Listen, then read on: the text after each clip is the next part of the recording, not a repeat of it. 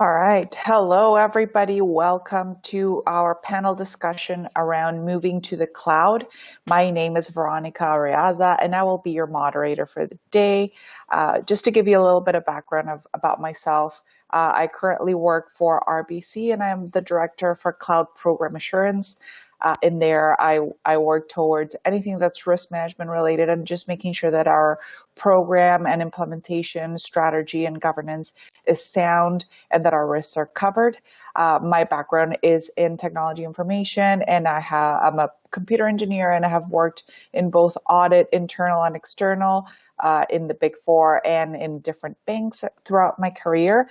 But enough about me. Really, I just want to introduce you to our amazing panelists that we have here. David Polsky is the CIO for Mercom Group, and he's an experienced IT executive with over 25 years experience. He leads the interim fractional CIO and CTO practice at Litcom Consulting and is currently working with the Mercom Group. And we also have Karthik. He is the Vice President in TechRisk Advisory with Goldman Sachs and specializes in developing and maturing cybersecurity programs and architecture in the cloud. Karthik delivers governance strategies and security controls to emerging technologies and business solutions in the cloud. Thank you, Veronica. Thank you for that great introduction. I appreciate being called amazing right in the middle of the workday. That's awesome. Of course, of course. So how about we get started and we start talking a little bit about, cloud migration and all the things that come with that. So maybe we can start with your personal experience with cloud migration. What was the triggering event, business change, or challenge that drove you in the decision to migrate? I don't know, David, maybe you can start with that one. Okay, mine starts kind of with an interesting story. So I was not yet an employee of Mercom Group, but I knew the company. And there was most definitely a triggering event. There was a cyber attack. It was a ransomware attack. This was in September last year, just a little over a year ago. And because I was known to the company, they called me in to help them with incident management. All the servers, the backups, they were encrypted, they were unusable. And they were all on-prem physical machines, all virtual machines on that platform. The sysadmin saw the cyber attack midway through, and he was able to turn off the machines and save about 20% of the servers. Luckily, one of those servers was a dev box that had a backup of the entire production database of the ERP that was about a week old. The question was, how can we get back up and running as rapidly as possible? So we turned to the cloud. We immediately engaged cloud services, and what we did was we brought up the remaining servers that weren't encrypted in a Linux shell so the payload wouldn't fire, because the payload was still set to fire on all of those machines. And then we were able to transfer the data out. We cleaned off the virus, and we were able to instantiate servers very quickly. Unfortunately, the backups were wrecked. So, having your backups on the same unsegmented network is a good lesson to all of us. It was a bad thing to do. I joined as the fractional CIO at Mercom just a couple weeks after that, and now the backups are fully on the cloud. They're replicated. We're using a nice cloud-based service called object locking. So once we've got a backup, it's fully protected. It can't be encrypted. And we chose the cloud simply because of the immediacy of the need, the ready availability, and the speed we could do it. I mean, we were back up and running in just a few days, and now we're much, much more protected. So when the cloud's a big part of our posture now. That's phenomenal. And how did you actually find the experience? Was it difficult for you guys to migrate to the cloud, given the circumstances under which it happened? So I certainly recommend migrating to the cloud in a more planned fashion than we had to do it. I mean, naturally, there was a great deal of stress and panic. And I think, had this happened prior to cloud services being available, we would have had a much longer outage. And every day you're out when you're manufacturing, we're not, that huge a company, but every day we're out costs money, and we can't produce, we can't ship to customers. And so, our recovery time was dramatically reduced because of the readily available services of cloud services. And how long were you guys off for?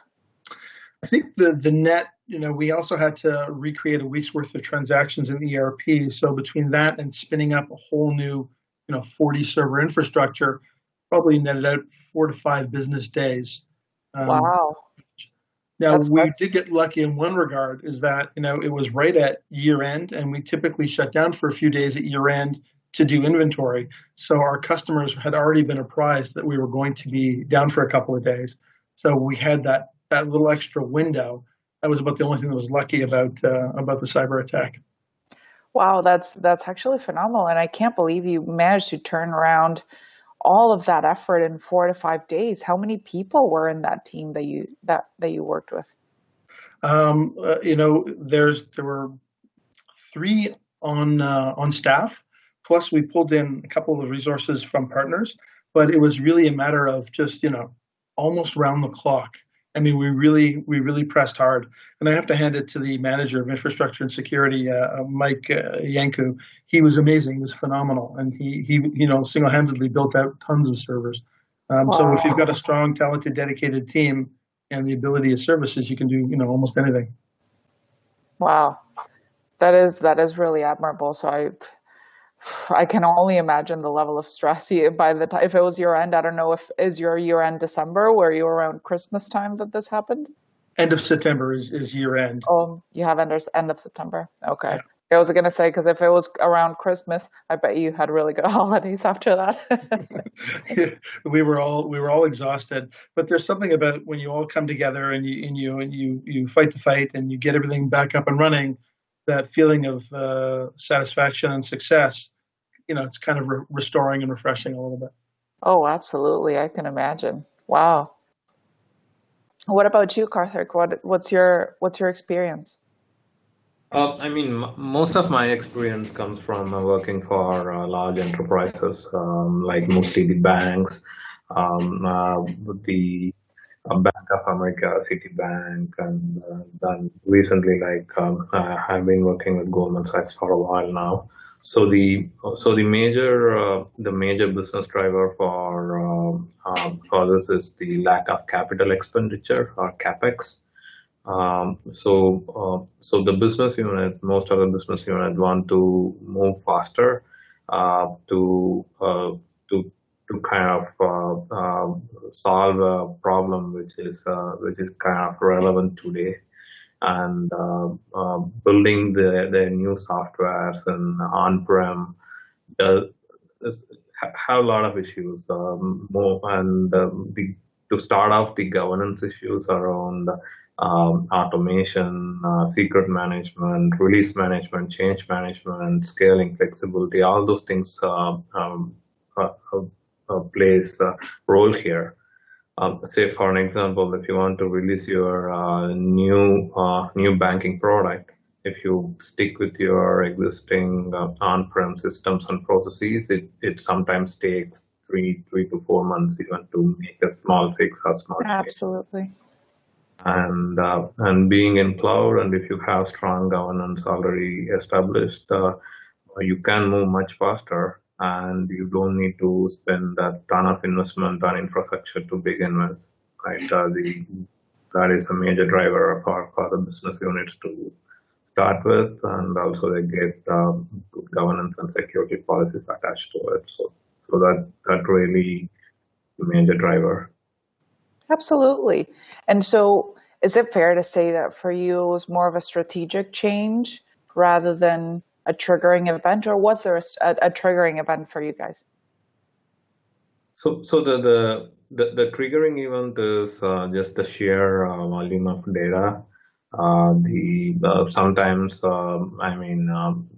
especially around if you want to analyze a large chunk of data to make a decision, especially if you are if you are applying for an account, and you want your account to be approved, you need to go through a lot of this and engine, and then a lot of analytics and backend big data processes to get that even started, to start the development, and to and to scale those server in very short amount of time is very critical and challenging. That is one of the major driver for us. So we started building data lake on cloud to solve those challenges and empower those decisions pretty quickly. Got it. And how long ago did all this migration start? The traditionally, my firm they work very closely with AWS, and we are already like 4 or 5 years into cloud. But the business unit what I have been working on, it's been a couple of years since they started moving to cloud. Okay. Yeah, it sounds pretty interesting and pretty on par, I think, with generally how our FIs are trending. It definitely seems to be somewhere where the whole industry is moving, and we're all trying to scale up so that we can transform and keep competing with a newer and smaller fintech companies that are driving at a completely different speed compared to the big banks. I don't know if you have anything specific to say about that, but for sure, I think the cloud has definitely helped us in RBC with that. Yeah, absolutely. Yeah. So some of the areas in particular I can point out is the application modernization stuff. So if for an example, if in a traditional sense, if you want to build an application, most of it is built on a monolith or a server based. Now with migration to cloud, along with the modernization of your platform, we are also containerizing end to end, and that have reaped a lot of benefits over the past couple of years, where we can easily scale horizontally or vertically, as well as we could ingest all the governance and policies as code rather than doing some manual tasks, and that really speeded up overall governance and reduced the number of risks due to human errors and other stuff as well. Absolutely. So I don't know who wants to, either of you can take this question really, but how have you guys worked on establishing ownership during the process of migration, and who should be involved? Because migration is not just about establishing the governance that comes after, but owning the process of migrating to it. Like, is it on the application teams? Is it on the infrastructure teams? How have you guys managed it? Who maybe you guys can talk a little bit about that. I can get started on that. Over the past 5 or 6 years, most of the cloud migrations and cloud transformation I have seen is it's not just the technology. It's part of the changing the overall culture of an enterprise, and it's not. Most of the firms which are very successful in cloud transformation journey have a cloud steering or a cloud business office of some sort, which have the stakeholders from top to bottom of the enterprise. So ideally, some of the big banks I have worked for, they have a steering committee which compromises of an stakeholder from application teams or a BU, and a security architect, and the business owner, infrastructure owner, and the platform owner. All those leaders, they form 100%. When they meet regularly, bi-monthly or bi-weekly, and lay out the strategy and roadmaps, and kind of work on come up with the epics on what their teams needs to work on, and always it's both top down and bottom up approach, both work. And on the bottom up approach, typically I have seen A lot of training programs and stuffs on empowering the developers, application security champions, and getting used to the cloud. All those things really helped. 100%. I agree. I think our experience in RBC has been quite similar to that. So everything that you just said resonates with me and my background. But what about you, David? Because in your case, it was very different. It was just you were forced into it for 5 days. So how was your experience with this? Well, we actually have two sets of cloud services in use at Mercom. So, being in the less than $1 billion club revenue, we've got like 500 employees. Our IT infrastructure group has ownership of all the migrations, and we work obviously collaboratively with the applications group.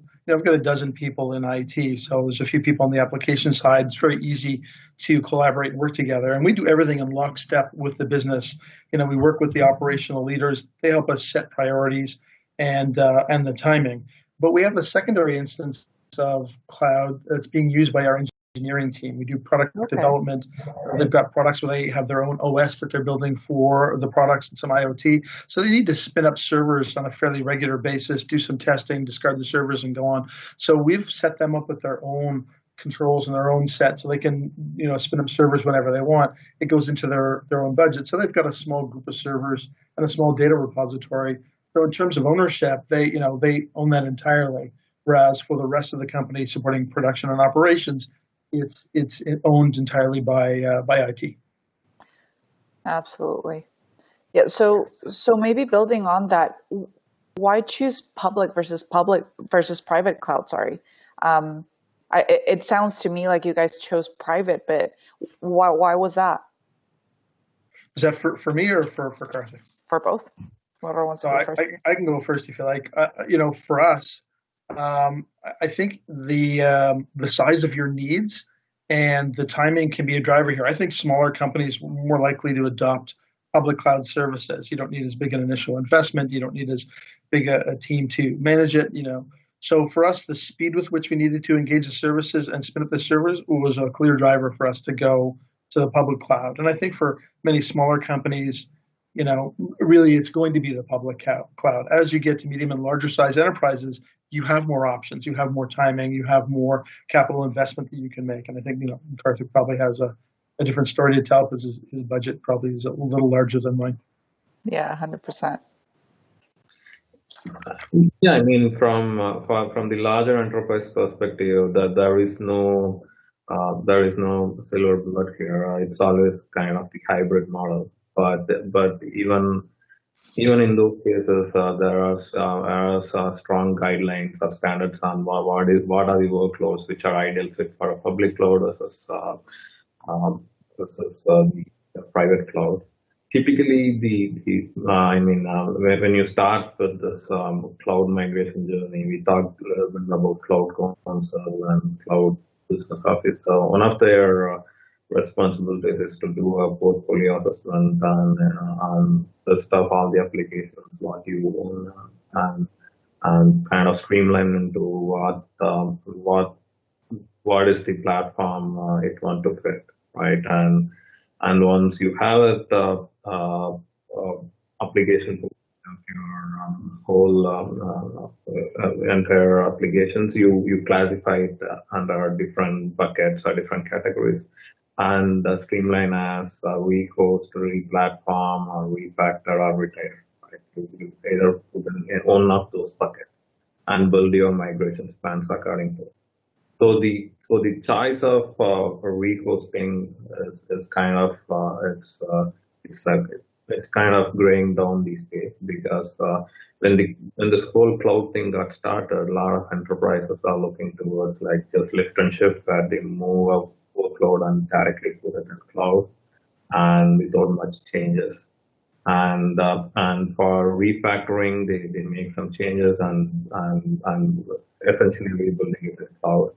But over past couple of years, the rehosting or traditional lift and shift have dimmed down because they are not getting any benefits of cloud if you are running exactly the same platform in on-prem versus cloud. And other than that, like data gravity is another factor which determines where you want to put your workflow. Right? So if you have more and more integrations with your existing on-prem systems, your HR and other systems, then ideally it doesn't add a lot of value to migrate to cloud. It will cause a lot of disruptions and budget. That is another thing. But for new greenfield applications, and new application patterns such as event-driven IoT-based systems, all those kind of the modern application patterns like Kubernetes, containers, cloud is public cloud is the ideal resting place for that. And 100%. And on that note, that you just actually mentioned data gravity, that was one of the points that I wanted to ask and make. And of course, from a bank's perspective, it's very difficult for us to really think about how we are protecting our data in either or of the platforms and how we can implement robust cybersecurity and data protection layer in place to make sure that all our private and confidential data remains that way, regardless of whether we're on the private or the public cloud. But I think maybe more for you, David, that you're in a smaller company where, to your point, absolutely agree that, you know, budget is a definite constraint and you might want to go to the public cloud level. How do you guys manage, or what measurements have you put in place to work on data protection and that of your PII or confidential data from your customers? So we have a series of controls that protect data, and anybody who's interested in data security and privacy knows that you've got layers of controls that come all the way in, but the last line of defense is always going to be the user and awareness training. So I put in an awareness training program. I've got a platform where I can do phishing campaigns and USB campaigns, and then I can enroll people in their learning. But I think what you have to do on the physical side when you're looking at cloud services is you have to look at what are the offerings in cloud services, what are the tools that you have, and make sure that there's no gaps, right? You've got to have a complete security picture. But like I said, we use object locking that comes from one of the cloud services. That's sort of one last layer that once we have a clean backup, it's non-corruptible, and we can restore from it. But we also don't rely entirely on the cloud to protect us. And I don't think you can rely on anybody outside your organization. 100%. You have to have ownership of it. You have to have a plan.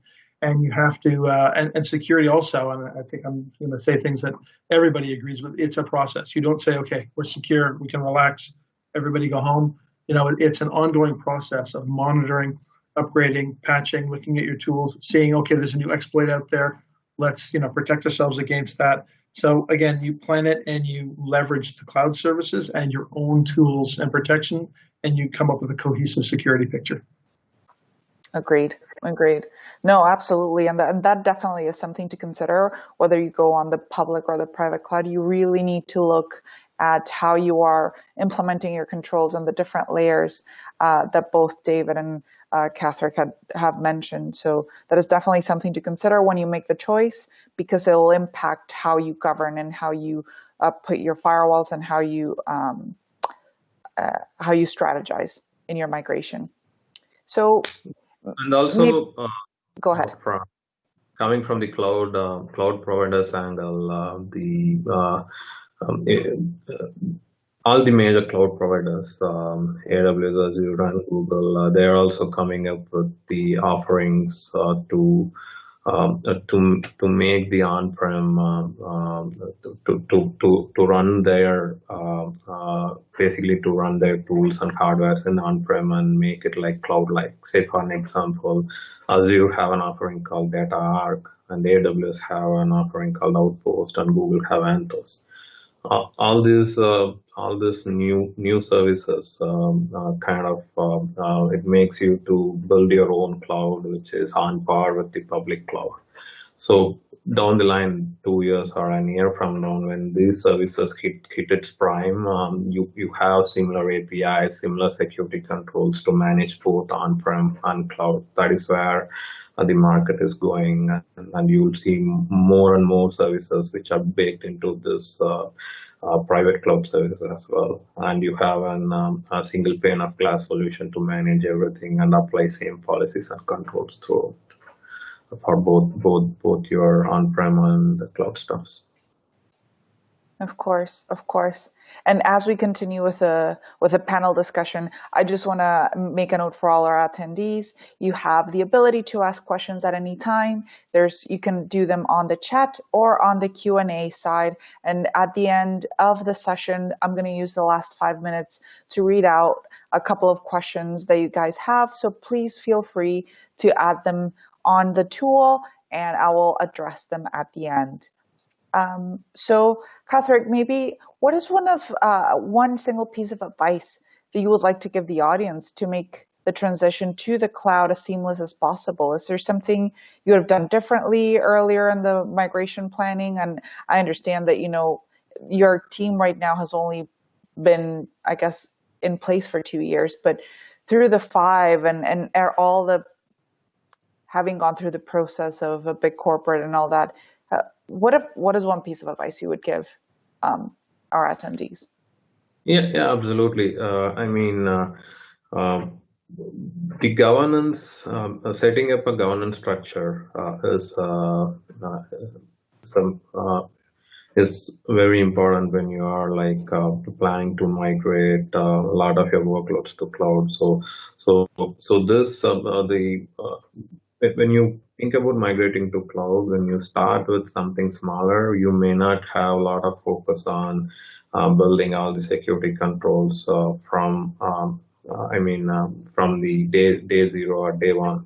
But once you scale up, all these things would be important when you're aggressively scaling. So talking about the governance structure, you need to think about how you are structuring your AWS account or Azure subscriptions, and how you are aligning it with your product lines or business unit. That is the first starting point. Say if you are in Azure world, you need to map your subscription structure to your BU structure, and that would help you to do the chargeback, role-based access control, cost back, all those things into your governance model. And I have seen a lot of companies, they start small and they put all the different product lines and workloads into single subscriptions, and once they scale out, there are many ways they are facing challenges in terms of security, in terms of applying policies and chargeback, cost back, and they need to migrate them into different subscriptions, and that is again a complex exercise, right? That is one thing I would consider. And also, if you are a large enterprise, I would also kind of consider streamlining different patterns and platforms right?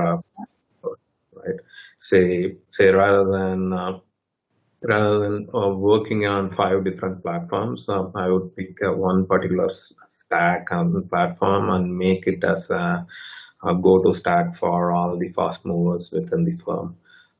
Say for an example, in my current BU, we have streamlined Fargate and ECS as one of the standard application stack for all the application migration, right?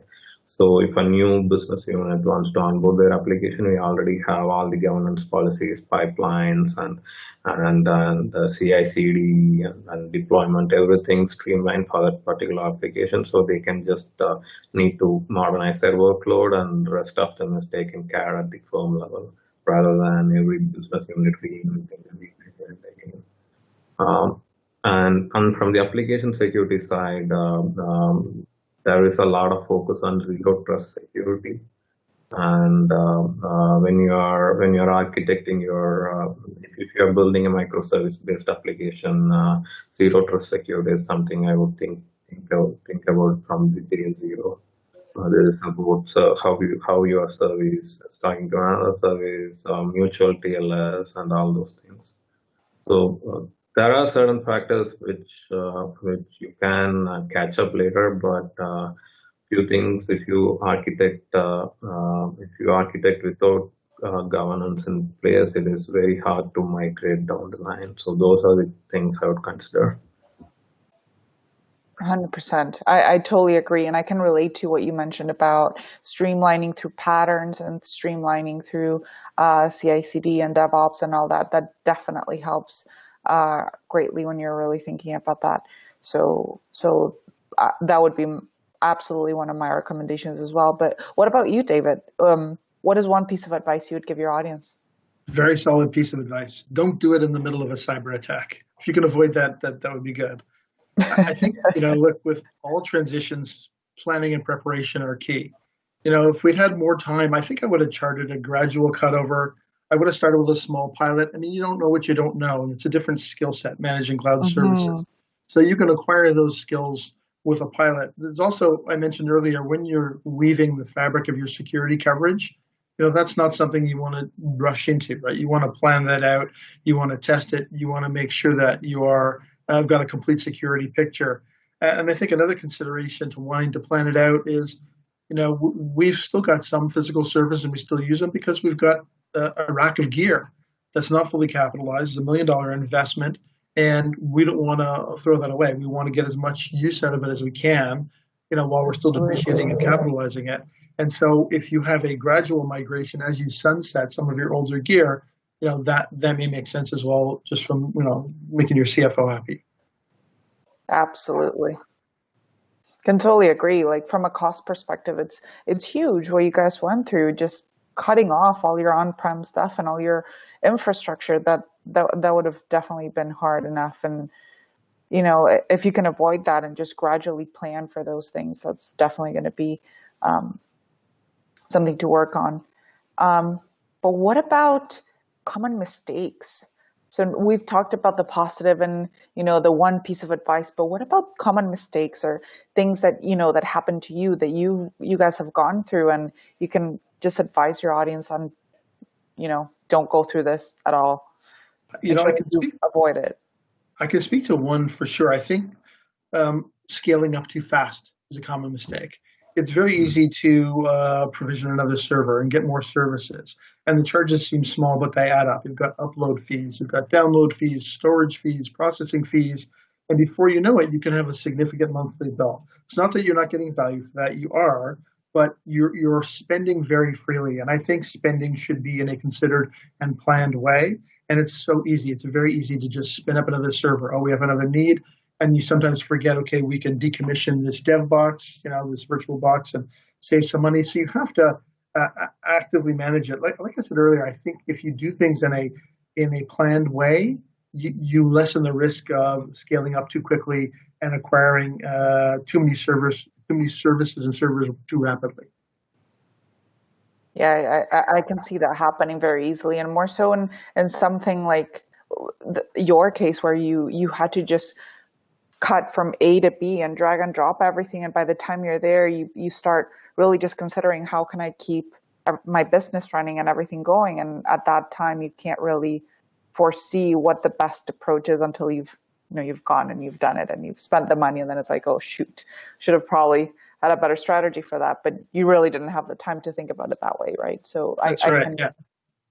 You can spend big money for a month, 2 months, 3 months even, as you're dealing and you're in crisis mode, but that becomes a lot of money when it's just operational and it's going through, 4, 5, 6 months, a year. All of a sudden you've got, a massive new budgetary item. You're still capitalizing your old equipment. So, we scaled up rapidly. We dealt with our crisis situation, and then we did take a breath, and they hired me. I came in as a fractional CIO. We continued picking up the pieces, securing the environment, right-sizing our cloud investment, still leveraging some of our on-prem gear. So we've got a good hybrid going. We've got engineering set up. And I think that right now we've got a much more secure environment, and we've got a really good balance going between the capital investment we have and the convenience and the great availability of cloud services. So I think we've got a good posture at the moment. We just got to keep it going, keep managing it. 100%. Totally agree with that. And what about you, Karthik? Because in your case is a little bit different. So it had been more strategized and it had been a slower migration. So you probably were able to foresee these things. But so what is a common mistake that you would suggest our audience to avoid?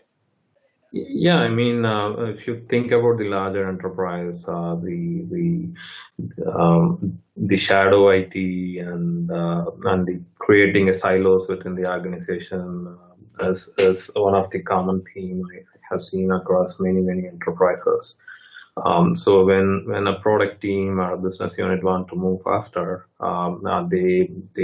they just pull out their own credit card and sign up for their subscription and they start cranking out. And if when there is an issue, then at some point they need to get aligned with the overall enterprise governance and policies, and there are some architecture decisions which they cannot rewind, right? So I know it's not possible always, but it's good to break the silos and having a standard policies and governance throughout the organization is pretty helpful. And another kind of mistake, kind of thing I always see is always the developers. They always have a tendency to go for an shiny new things or shiny new service cloud provider, and they start their POC and they spend 2 months on working on the product, and after that they come to a TechRisk review or approval. Rather, we find out that the service itself doesn't meet any of the enterprise demands, right? So that is another theme I see very often. So I mean, if you want to move faster, I would rather start with an approved or a tested service rather than starting with a shiny new thing. What else? Those are the things I would be wary of. I agree. And I actually have a question on that I think the audience might be interested in learning a little bit more about, but I'm going to actually turn it to you guys at the audience. I don't see any questions been raised yet, either in the Q&A or in the chat, but if you have anything that you would like to ask us, we have right about 6 minutes. If you want to make a question, just pop it on there, and I am keeping my eye out for those. I'm just going to give Veronica, in the everybody absence of a question, I might make a small recommendation to small to medium-sized enterprises that are adopting cloud services. Is you want to also not just be an anonymous customer. Get your credit card, log in, and spin up some servers. I think you want to cultivate the relationship with your vendor, whether it's Amazon or Microsoft or whoever you're working with for public services. Cultivate that relationship. I mean, Karthik said something really interesting. He mentioned shadow IT. And that's a problem we have in our business as well. People will put a D-Link router and they'll walk into an unlocked closet and they'll plug it into a switch, and all of a sudden I've got things that are open. So we locked all that stuff down. We don't have that anymore. But you can have anybody with a corporate credit card can go and spin up a handful of servers, and you really want to control that. It's not just from an expense standpoint, but where there's a server, there's going to be data, and where there's data, you need to have your controls and you need to have your security. And if you've got a good relationship you've cultivated with the vendor, you can have visibility to any of the services or servers that are spun up with a domain, like a Mercom domain name. We can have visibility to that. So that would be a recommendation if you're using public cloud services, small to medium-sized enterprise. Cultivate, find your account rep and have a relationship, and do your quarterly or every 6-month account reviews. Sometimes, it might not be exciting meetings, but I think there's some little nuggets sometimes that can come out of those that could be beneficial to you. Oh, 100%. And I think that goes way beyond just small to medium. I think that's any size. There is always an appetite to always grow and keep up with the Joneses. And like Karthik was saying, like just always implementing new things. And in the spirit of testing and, playing and being a little bit more adventurous and out there, you get a lot of these shadow IT and just servers popping up. And sometimes it's even different platforms. You get not just your big three, but you sometimes get other cloud servers and services out there being hired by these shadow ITs just to try it out. And it ends up being a big risk because at the end of the day, if any of that data leaks, it's not on them, it's on the corporation to hold that risk. So that's huge. That was actually one of the things that I was going to say. And with that specific kind of train of thought, we have a couple more minutes and no more questions for now. So I'm going to ask, how have you guys, or what would you guys recommend to our audience when they're deciding which cloud provider to go with? Because there are so many out there, and you always think about, oh, Amazon, Azure, Google, those are the big three because they're out there. But how do you evaluate which one you want to go to and hire and choose when you're probably not even realizing what the difference between public or private if you're going with OCP or something like that? So maybe just talk a little bit about that and how you could go about choosing. I can respond first if you like. I've got an idea there. So we use actually two different cloud providers, and one was driven by a feature selection. I had talked about that object locking. That's one provider has that, the other doesn't, and we felt that was an important piece of our security landscape. So that, for storing a backup, that was what drove us to that particular provider. On the other side, the bulk of what we're using, we have a very strong relationship with one of the companies that, like I said, Microsoft. We have a very strong relationship with Microsoft. And so we want to continue to, bolster that relationship. And, the business relationship is very good. So we want to continue to acquire services from them. So that's a big driver for us is that vendor relationship, because we have such a big footprint between our ERP and all of our licensing, for end users and so on. So those are two big decision factors for me. For sure. Yeah, for the larger enterprise, the vendor selection is almost always political. So, but if you ask a personal opinion, at least like a few years back, every vendor, every cloud provider have their own strengths and weaknesses. Few cloud providers are good at big data and stuff, and some of a few cloud providers are good at enterprisey level features and security and all those things. But those lines are growing out these days. At least the almost all the major cloud providers meet all the security baselines since everyone with a large enterprise.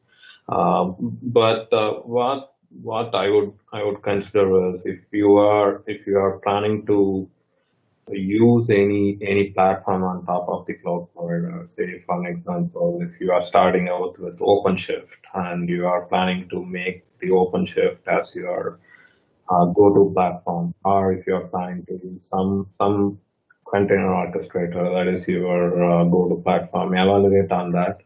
Evaluate the OpenShift capabilities on all the three cloud providers and choose what is best for you. Like, just take what is your go-to platform, what is your go-to application stack, and try to evaluate among cloud providers, and that will give you more idea on the compatibility issues and runtime stuffs.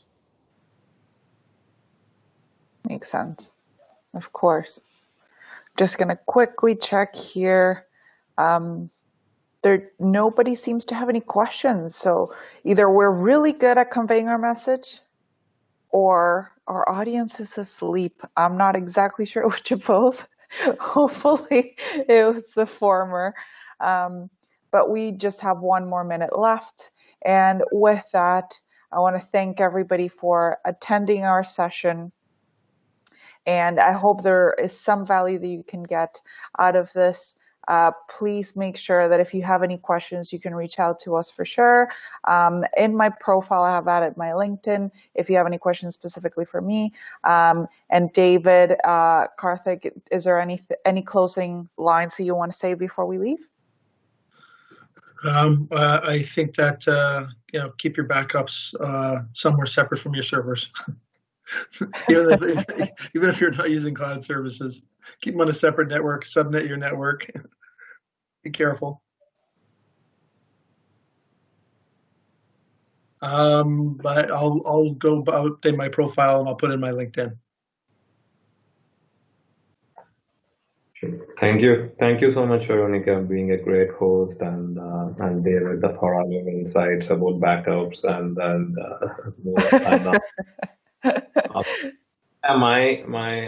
I'm pretty active on LinkedIn. You can reach me and LinkedIn or my Twitter handle is at spbreed, SPBREED. You can reach me anytime. Thank you. Thanks, everybody. Thank you.